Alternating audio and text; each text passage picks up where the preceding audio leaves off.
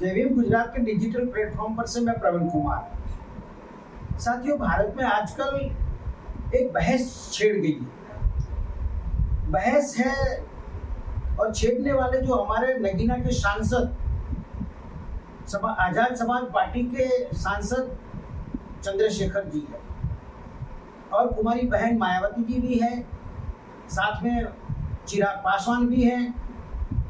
लेकिन चंद्रशेखर आजाद जो है आजकल ज्यादा हमारे समाज के लिए हमारा पक्ष रख रहे हैं। 1 अगस्त 2024 के दिन हमारे देश की सर्वोच्च न्यायालय ने SC/ST का जो रिजर्वेशन था, उस रिजर्वेशन में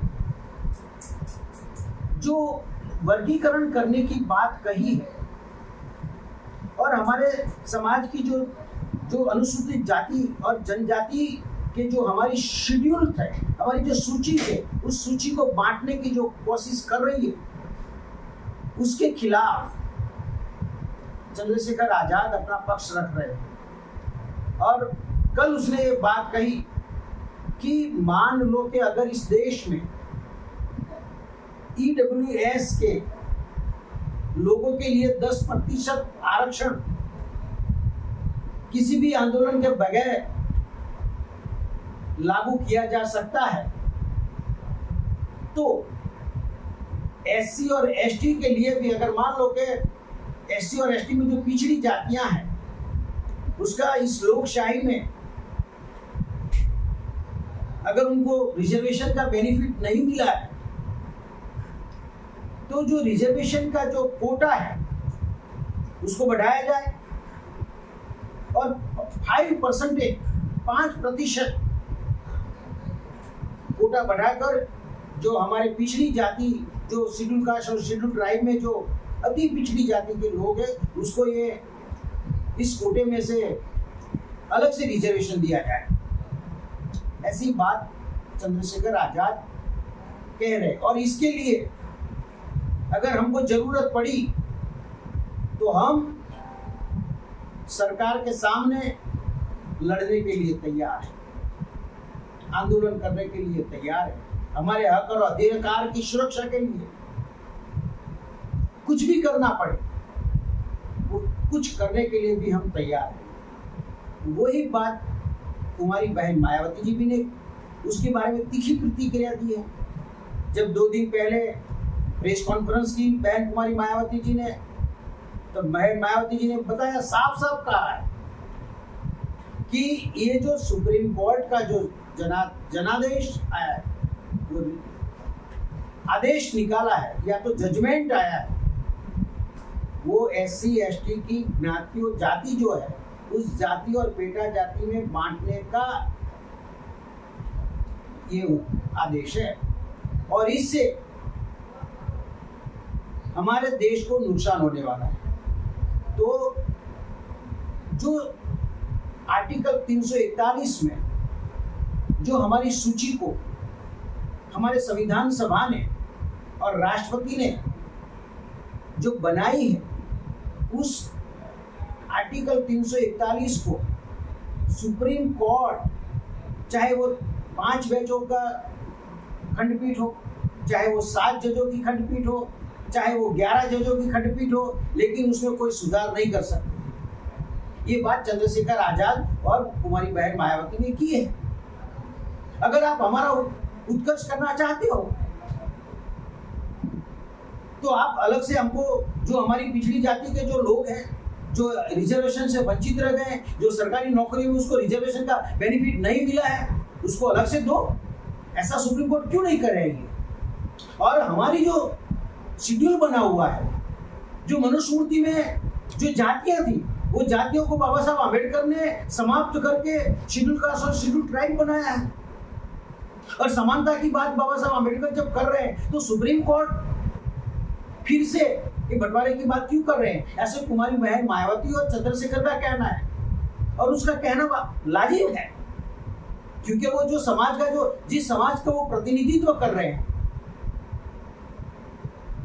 तो सही बात है कि उसको बोलना चाहिए। साथ में मैं ये भी कहना चाहता हूं कि इस बार जो लोकसभा का इलेक्शन हुआ, तो इस लोकसभा के इलेक्शन में अखिलेश यादव और राहुल गांधी दोनों संविधान को बचाने की बात कर रहे थे और संविधान हाथ में लेके घूम रहे थे और बोल रहे थे कि हम ही संविधान को बचा सकते हैं। तो जब अब संविधान पर खतरा आ गया है, ऐसा चंद्रशेखर आजाद और मायावती जी का कहना है, तो क्यों ये दो नेता नहीं बोल रहे इसके बारे में? उसको बोलना चाहिए। क्या उनको राहुल गांधी जी और अखिलेश यादव जी को ये जो सुप्रीम कोर्ट का ये जजमेंट जो आया है, इस पर खतरा महसूस नहीं हो रहा है?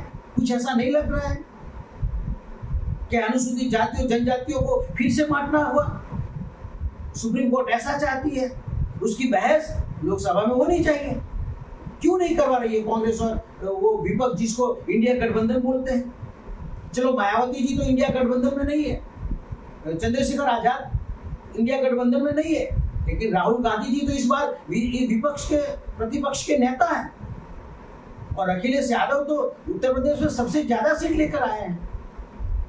तो उन लोगों को अपना पक्ष रखना चाहिए। क्या बहुजनों की बात आती है, सिर्फ मात्र शेड्यूल कास्ट के ही सांसद को बोलने का अधिकार है?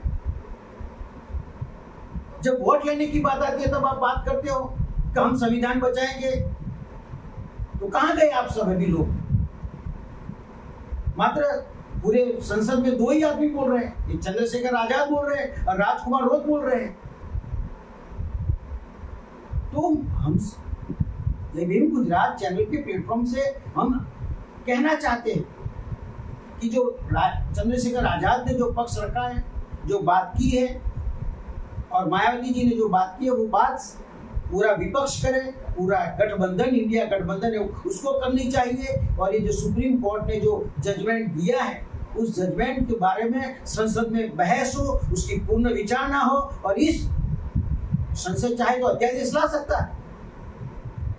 संसद के पास पावर है अध्यादेश लाने के लिए।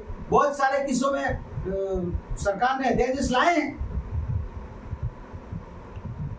तो ये मामला जो अभी सुप्रीम कोर्ट के माध्यम से जो भारत में चर्चा का विषय बना हुआ है, बहस का विषय बना हुआ है, और बहुत सारे SC ST के जो संगठन है इस देश में, उन लोगों ने भी जब विरोध जताया है, तो क्या ये जो प्रतिपक्ष के नेता जो है, क्या उनको ये जानकारी नहीं है कि संविधान खतरे में है?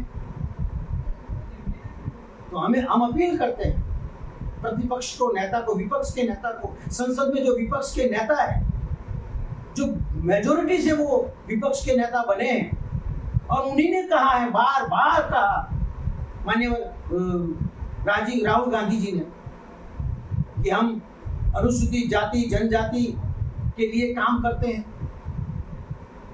उनका रिजर्वेशन, हम तो जाति आधारित जनगणना करवाएंगे। वो तो राहुल गांधी का मुद्दा है, अखिलेश यादव का मुद्दा है। तो हम तो कहते हैं, मायावती जी भी कहती है, चंद्रशेखर तो बार बार कहते हैं कि भाई जितनी जितनी जनसंख्या उसकी इतनी भागीदारी। तो सरकार और विपक्ष क्या कर रही है? क्यों जाति आधारित जनगणना नहीं करवा रही? आज तक 2021 में होने वाली जनगणना अभी तक नहीं हो पाई, इसके पीछे कौन जवाबदार है? तो मैं अपील करता हूं बहुजनों की ओर से कि जो चंद्रशेखर आजाद ने कहा है, जो हमारे उत्तर प्रदेश के नगीना के सांसद है, वो अपक्ष लड़े। ऐसे तो उनकी पार्टी है, लेकिन फिर भी वो बहुजनों के हित के लिए अपनी आवाज संसद में और संसद के बाहर, यानी कि रोड पर भी वो बोल रहे हैं। तुम्हारी बहन मायावती जी भी, हाँ, इस बार मायावती जी का चुनाव में रकास जरूर हुआ है, लेकिन इसका मतलब ये नहीं है कि वो हमारी नेता नहीं है, हमारे समर्थन में नहीं है।